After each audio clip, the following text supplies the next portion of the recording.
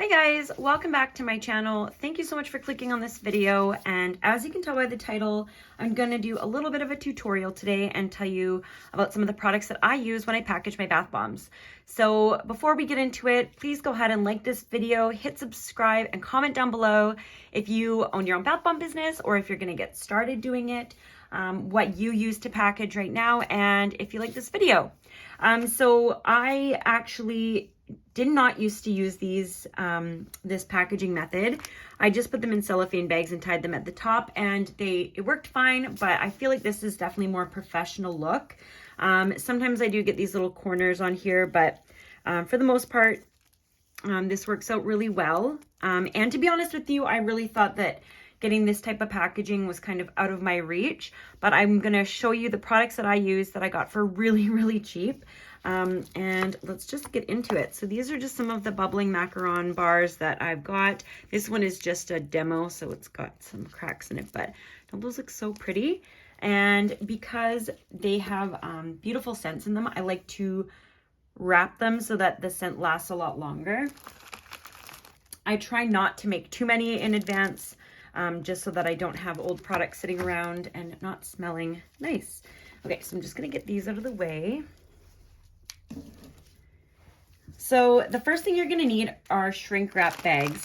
And I just got one size because I've got lots of different sizes of product. These are actually like one of the thinner products, like height-wise.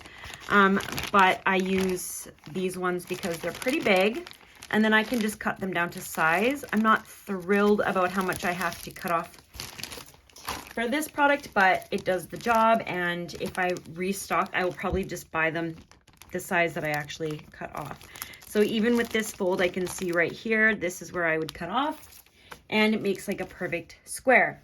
So the next thing that I'm going to show you, I'm actually going to show you two versions of this product. So one is a sealer. So this is something that you would usually use to seal like a chip bag or something like that. When you push down on it, this little element gets red, as you can probably see, maybe.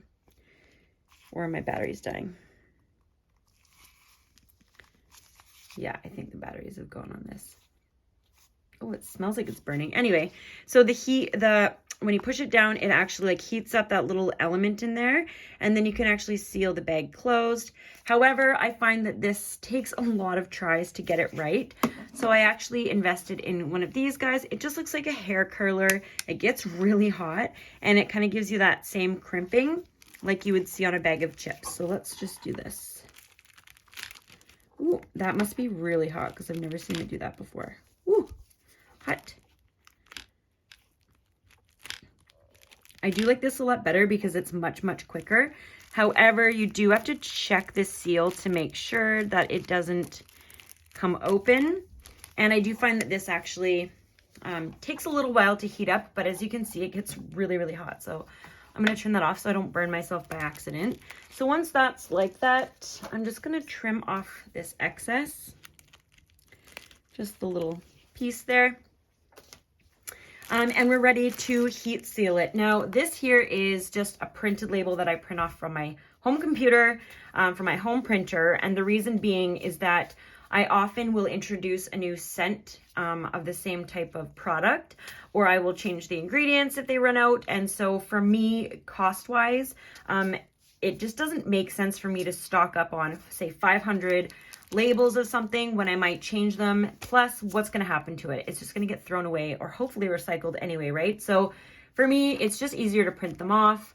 I would love to be able to get them into a more like circular motion. However, when they print off from the template that I use, there's no circle around them. I just have to eyeball it. But I don't think it looks too bad. Usually I get a lot more even than this. But again, it's got all the information I need in there. I can change it whenever I want. And it's a good cost saving tip.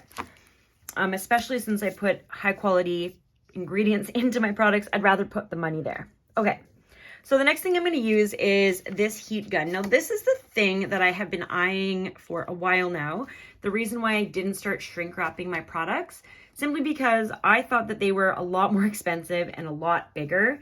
But wouldn't you know, Amazon is the place to go. So I have actually linked these items in my shop, on my Amazon shop, and I believe it's an affiliate code that you use when you go through my shop, and I make a little bit of money, but it doesn't have any extra cost to you. But this is a really great item. So it's small, it's lightweight, very lightweight, and it blows hot air to seal the bag. So this is what it sounds like.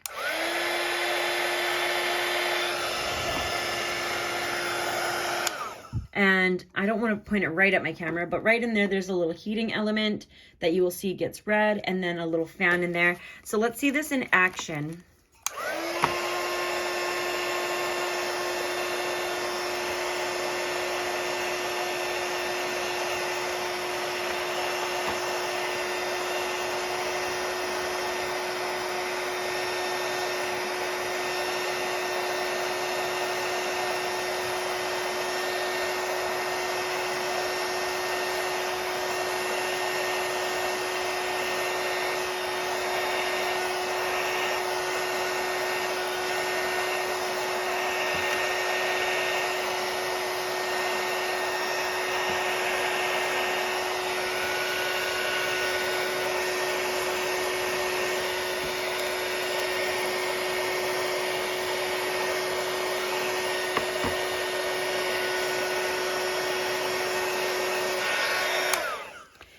So there you have it.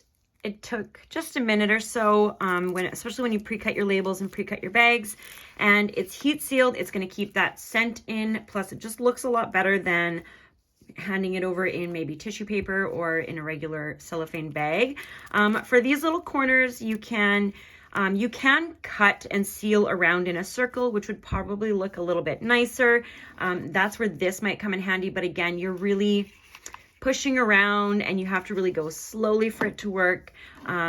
This might be another good idea, especially if you get it that hot, but I don't think it looks that bad. Plus, if you just blow the hot air onto the little corners, they kind of melt together.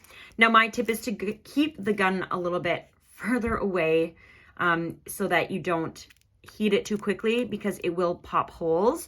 And that's why I kind of twisted it around as I went. And then I was really gentle with the tops and the bottom, because again, if you blast that heat too much, it's just going to pop open. And then what's the point of having it nicely heat shrinked if it's just going to have a big hole in it? So there you go. That's what I use. That's how I package these macarons. Let me know what you think in the comments below if you're going to give this a try. And to be honest with you, I think I got the bags, the crimping gun, or sorry, the crimper, like the heat seal crimper, and then the heat gun for less than $30, which to me is completely worth it. Thank you so much for watching this video. I would love to get your feedback on it, and let me know if you want more bath bomb business tutorials. See you guys in the next video.